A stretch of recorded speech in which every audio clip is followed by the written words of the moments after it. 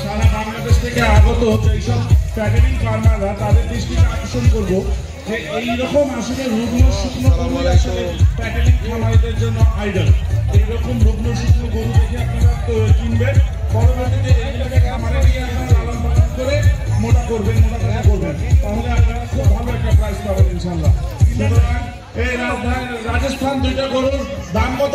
আমি আসছি জিজ্ঞেস করার জন্য আসছি ভাই, জোড়ার দাম কত ভাই?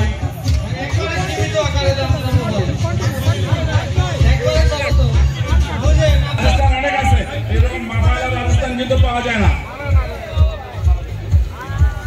8 লক্ষ টাকা দাম বলেন তাহলে আমরা বাড়ায় দিই।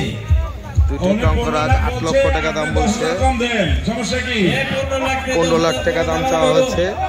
আপনি 20,000 বাড়াই নেন। না না, আপনারা একটু 12 উপরে যায় বলেন, কি বলবেন? 12 উপরে বলবো, পরে কিনবো। আমরা চাই চুয়াডাঙ্গার বাসীকে একটা মেসেজ দিতে চাই যে চুয়াডাঙ্গা থেকে উত্তরবঙ্গে গরুর দাম আরেকটু রিজনেবল, সেই ক্ষেত্রে এই গরুর দামটা আরেকটু কমানো উচিত।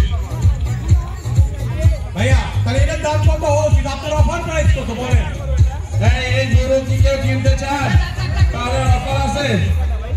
এই গরু কি কেউ কিনতে চান? কারোর বলার কিছু